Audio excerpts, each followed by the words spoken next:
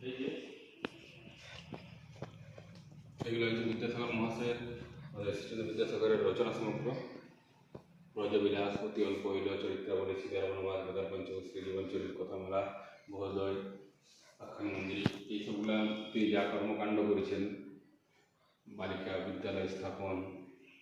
পায়ে হেঁটে বাবার সঙ্গে কলকাতায় যাওয়া, এখানে মাইল ক্রসিংয়ের সংখ্যা চেয়ে নেওয়া, এখানে ইংরেজ সাহেবের সঙ্গে ব্যবহার, বিদ্যাসাগর গ্যাসের আলোতে পড়তেন, এদিকে কাছায় মেস বাড়িতে পড়াশোনা করে এবং নিজে রান্না বান্না করে পড়াশোনা করতেন। এখানে